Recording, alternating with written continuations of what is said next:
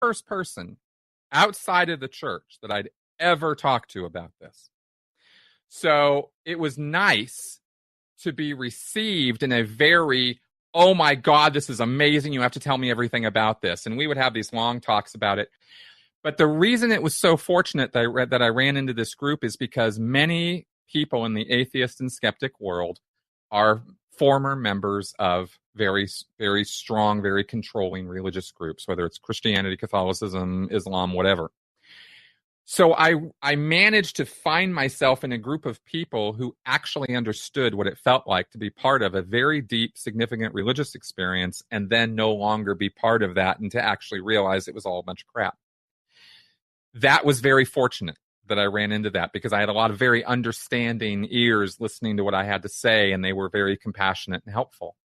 And then I just started learning all about critical thinking as much as I possibly could. I found out about James Randi and Penn and Teller and the $1 Million Challenge and like all this stuff and Michael Shermer and skeptic.com and, you know, and just the comedians and the magicians and the whole community. And I found it to be a good place to start. I've kind of, you know, moved on in some ways from some of that, but I think that that's a good place to go because it's not about when you're involved in those kind of groups, it's not about gurus and woo and nonsense and belief. It's about cold hard facts and evidence and hey, let's live life like in reality. And that's exactly what I kind of needed at that time and in that place. And so that was perfect for me to avoid cult hopping or social, you know, cult skipping or trying to find another religion. I found skepticism instead. And I really, really consider myself very fortunate to have had that happen to me. So you're a follower of scientism now. Awesome. Well, I would have said yes until about a year and a half ago when I started seeing that that any group based around any topic can become challenging and troublesome when people become too dogmatic about it. Oh, you're absolutely and right. I saw plenty of that in the atheist skeptic community too. And I started distancing myself from that and realizing that, okay, I'm going to be, you know, I was very happy for that experience. I call myself an atheist or an agnostic. I think agnostic is more intellectually honest, but you know, whatever. I call myself that because oh no, I made a new friend here, people. He's my new buddy. Your numbers are tanking Stop now. the madness. Look at that. Plummeting. Stop the madness. Free thinking. This is what free thinking actually is. First the beard and now the agnostic thing. I'm telling you, Chris, you got one more buzzword before. If you mention pronouns or colors existing, he's out. I'm telling you, his head will literally explode. Pyre metal. So I didn't know about. You like pyre metal? The Scientology and homophobia. What's that about? Okay, let's talk about that. L. Ron Hubbard wrote, if you think of all the books and lectures of L. Ron Hubbard as the scriptures of Scientology, which is exactly what Scientologists call it, although it was kind of a joke too. I mean, you know, because Scientologists don't really think of Scientology as a religion, but they know that they need to in order for tax exemption and First Amendment protections and stuff. But, you know, they pretty much think of it as a self-help group. Anyway, in the scriptures of Scientology, within the dogma of it, very early on, we're talking 1951, Hubbard was writing a book called Science of Survival. And in the book Dianetics, which is 1950, and then the book Science of Survival in 1951, L. Ron Hubbard definitely was a product of his times. And in 1950, the world was a very homophobic place. L. Ron Hubbard reflected that in the morality of Scientology. And he wrote that homosexuals or any kind of quote-unquote deviant sexual activity was indicative of a kind of psychosis. And he said that they could solve that psychosis and those or what the other word used in Scientology is an aberration, a mental aberration. So he said they could solve that aberration with Scientology. If you use Scientology on somebody, you can deal with their aberrations. And one of those kinds of aberrations would be sexual perversion. So if you're into BDSM, if you're into, any kind of sadism, if you're into any kind of unusual, weird, perverted sexual activity, and homosexuality definitely falls under that umbrella for when and where Hubbard was writing this stuff, then you are mentally deviant. You've got issues. And they never went back and revised those scriptures because you can't, or at least you're not supposed to. They do revise plenty of scriptures these days, but they've never gone back and revised this one. So it's still very, very clear in Hubbard's writings that these people are perverted, that they are what's called low-toned in Scientology, which is just a language for somebody who is pretty bad off mentally. And there's a scale of emotions with 40 at the top and minus 40, not 0, but minus 40 at the bottom. And 0 is in the middle, and that's body death. That's when your body is dead. But you spiritually can be in a worse emotional state than being dead.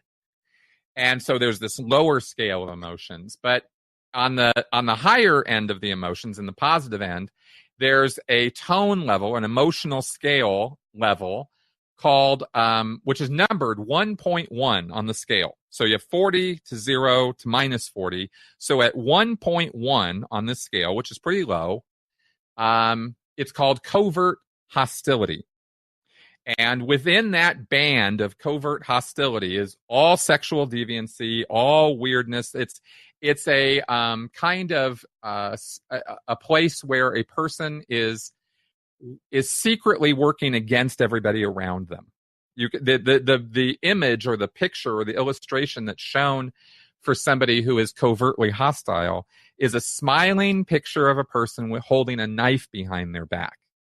They just can't wait to stick it in you, but they're waiting for you to turn around. Well, there is elements of that in 1.1, in covert hostility. And Hubbard said all homosexuals, anybody in the LGBT world would fall into this band on the tone scale, and therefore they cannot be trusted. They will lie to your face. They will smile and tell you how they're your best friend, but actually they have it in for you. And so that's where Scientologists believe the entire LGBTQ community resides. At best. We all want you to That's die. The best you can expect from them. No, I think it's totally correct. I'm like speaking as a representative. This. I represent the 1.1 here, okay? Speaking as a representative, those all actually sound like dead on ways to describe. I'm just kidding. I'm kidding. Right. So I'm covertly hostile. So that was the issue. That was covered. You joke, but we know people just like that. Literally, there are people that exist that are absolutely like that. Of course there are. And because Hubbard is describing a real phenomenon that you can observe, you buy into it, right? You go, of course. And so all these sexual deviants, they don't mean you good. They mean you harm. So you automatically are biased against them by accepting this information, and you become homophobic. I get it. Makes sense. That makes sense.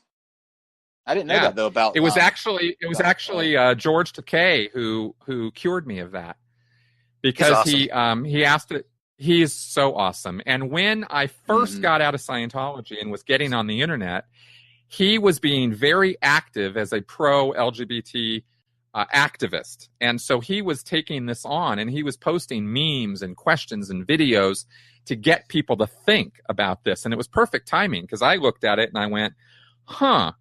And he asked one question that nailed it for me, which was, he said, okay, all you straight people out there who are all anti-LGBT, when did you decide to be straight? And I went, fuck. He just nailed it right there. Because I went, well, of course, I never decided to be straight. I was just born that way. And he goes, well, guess what, motherfucker? Right? And I was like, the light dawned. Conversely, right? here's my argument to that, though. This is my argument to that. I don't even entertain that question, because to me, number one, I know plenty of straight people who have on occasion chosen to be not so straight. And number two, I what would it matter if they did choose to be gay? That's still their right to do. I mean, when people come with the argument, no, but you understand why. But sure, that was absolutely. just my thing, sure, right? I'm not making some broad statement about all LGBTQ community members. I'm just saying that's what did it for me. Yeah, I don't think you choose to. I think you could act on some in general, way. like people who use that argument, I think it's just like for people you don't choose what you're attracted to. Right. Yeah, I agree. No, you don't. So you can choose. No, you can choose to act upon it, attraction's right? not much of a choice. Right. But I'm not attracted to men, right? So no matter what I do, I can never become gay. I could do homosexual activity if I ever decided to, for whatever strange reason, but I can never be gay because I don't have that attraction. I can't will myself to do that. Yeah, they wouldn't let me. The gays already told me, Steve, we don't want you. Just don't do it. So you're saying on your side. That's fair enough. My side of the fence is over here. Yeah, it's okay. The lesbians will accept you. But that was something I had to tackle that straight on, and I did that as actually the first thing after I got out of the church because it was a big social issue at the time. It was all over the internet, and I thought, I should just tackle this straight away, and I was able to deal with that in about a month or so, and I stripped that away, and I've been a very vocal advocate for pro LGBT rights ever since. So that was pretty easy to deal with. And there are people in Scientology who don't buy into that, who think LGBT people are just fine. Not every Scientologist marches in lockstep with every single thing L. Ron Hubbard ever said. They're supposed to, but that doesn't necessarily mean that they will. So on that one, it was pretty easy for me to get away with that. What about Tom Cruise? I think, for me, I think Tom Cruise is a little secretly on the gay side. So I mean, it's funny if they are homophobic to have their spokesperson as. I'm actually quite positive that Tom Cruise is not, but John Travolta, he's gay. Okay, he's gay. I'll give you that one too. Yeah, totally gay. Yeah. I think John Travolta would be legitimately classified as bi. I don't think he's just gay. He loves his wife. He loves his family. Yeah. He loves his kids. He's the one who got his wife into Scientology, and then he married her.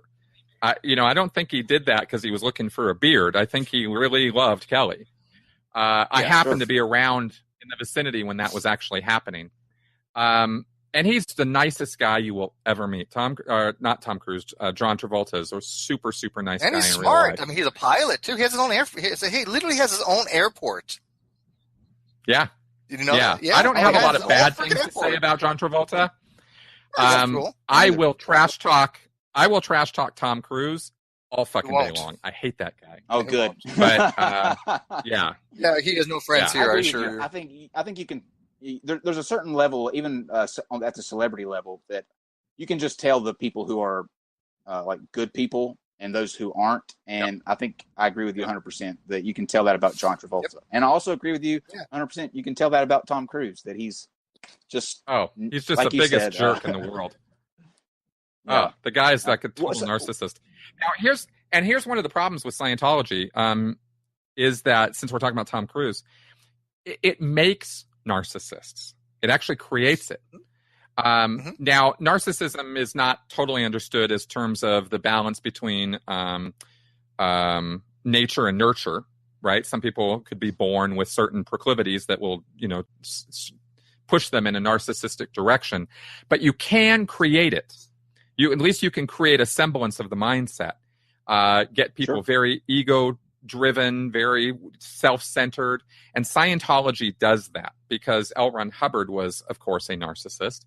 And one of the things about destructive cults that sets them apart from other groups where people just have odd beliefs or strange practices, one of the things about these groups is that they actually have a set of indoctrinations and dogma that cause a kind of personality transfer to occur between the cult leader and the followers, where the followers start acting like and taking on the persona and characteristics of the cult leader because they want to emulate him and be like him. And in Scientology, one of the mantras we would have when faced with a problem or difficulty was, well, what would Ron do?